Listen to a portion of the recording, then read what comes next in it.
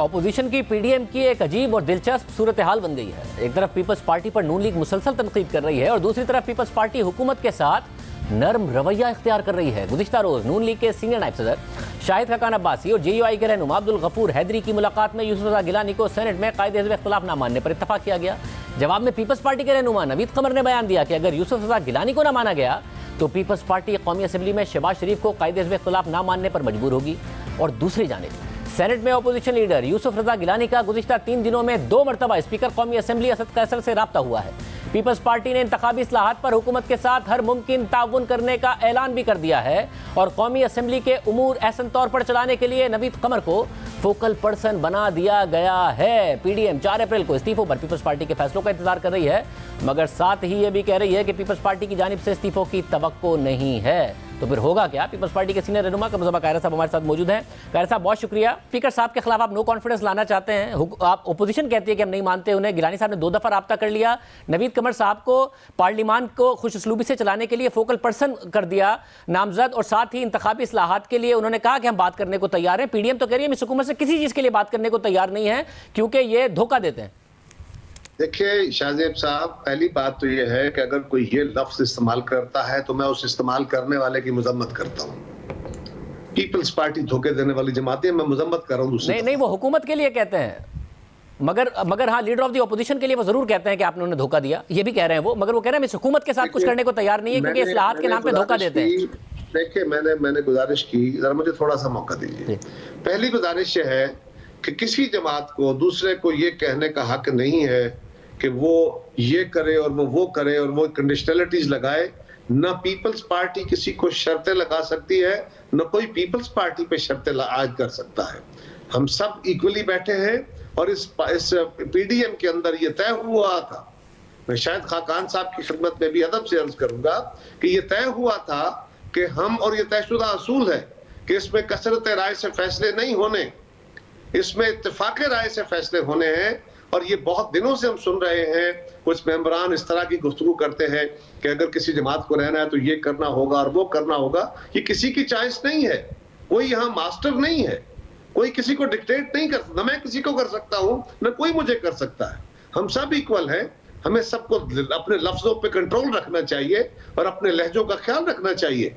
सब जमातें इस मुल्क की मोहतरम जमातें हैं। ये बड़े इंसल्टिव स्टाइल है। We will not tolerate this. मुझे बड़ा अफसोस है इस बात का। मैं बहुत दिनों से कह रहा हूं कि जो बातें मीटिंगों में करने वाली होती हैं वो मीडिया पे बैठ के करेंगे तो फिर उसके जवाब आएंगे। ये बड़े अफसोसनाक सूरत हाल है।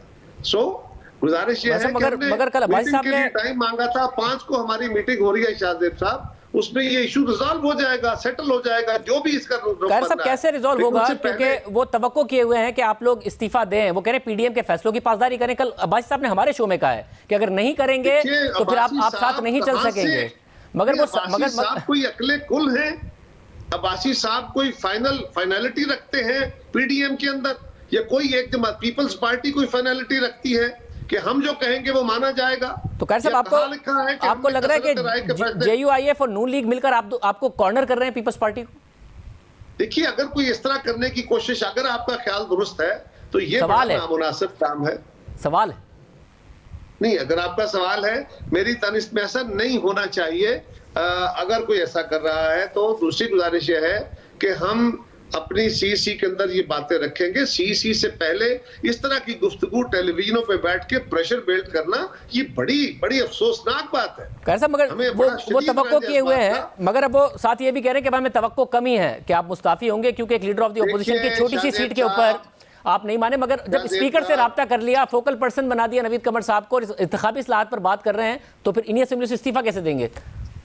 शाहजेब साहब, पहले उस पे बात करने से पहले ना, मैं क्योंकि मेरा दिल है और मेरी कोशिश है, मेरी ख्वाहिश है, इंशाल्लाह पूरी तवानाई इस्तेमाल करेंगे कि हम पीडीएम को जारी रखेंगे इंशाल्लाह। लेकिन वो कहते हैं ना कि है कुछ ऐसी ही बात जो चुप हो, वरना क्या बात कर नहीं आती। किसकी बातें नहीं है, छोड़ दीजिए, रहने दीजिए, अभी नहीं करते, फिर किसी वक्त जरूरत हुई तो करेंगे। जहां तक स्पीकर से बात करने का ताल्लुक है, शाहजेब साहब, ऐवान के अंदर हम बैठे हैं ना, ऐवान के अजलासों में भी जा रहे हैं। कल हसन इकबाल साहब ने और या सादिक साहब ने और मुस्लिम लीग के सब साथियों ने स्पीकर साहब के प्रिजाइड करते हुए इजलास में शिरकत की परसों की, और उसमें उन्होंने कहा कि आप ये क्या कर रहे हैं, कोविड है और कोविड के दौरान आप इजलास कर रहे हैं। तो कौन प्रिजाइड कर रहा था, किसको मुखातब कर रहे थे? तो वहां अगर आप जाना है ऐवान में, हम भी उन्हीं को मुखातब कर रहे थे। अगर वो कह रहे हैं वो जाना नहीं चाहते, अगर आप इस्तीफे के लिए राजी होंगे तो नहीं जाएंगे, मुस्ताफी हो जाएंगे। बात यह है ये अगर और मगर को एक तरफ रखिए ना। पहले तो देखिए, कल गए, परसों गए, अपनी अदाओं पे गौर कर लीजिए। यानी मैं जाऊं तो गुनाहगार, वो जाए तो साहब अच्छा, ये क्या बात हुई? और उसकी बात यह है कि हमें बहरहाल जो इलेक्शन हम कोशिश कर रहे हैं, पीडीएम का मुतालबा है कि नए इलेक्शन का इनेकाद जल्द किया जाए। उसके लिए इलेक्टोरल रिफॉर्म्स तो होनी है। वो कौन करेगा, ये भी किसी वक्त हसन इकबाल साहब या जो हैं हमारे दोस्त शाहिद खाकान साहब, वो हमें गाइड कर दें कि अगर ये गवर्नमेंट कल चली जाती है उनके मुतालबे के मुताबिक, पीडीएम के मुतालबे के मुताबिक, तो फिर नए इलेक्शन से पहले इलेक्टोरल रिफॉर्म्स कौन करेगा? और इलेक्टोरल रिफॉर्म्स के हवाले तक जब तक ये पार्लियामेंट काम कर रही है, कल यहाँ पे कोई लेजिस्लेशन आती है तो उसके अंदर आप अपना इनपुट नहीं देंगे, क्या आप गवर्नमेंट को आजादी दे देंगे कि वो जो चाहे करे? आप क्या मिफ्ताह इस्माइल साहब का इलेक्शन नहीं लड़ रहे हैं कराची के अंदर? तो ये क्या है?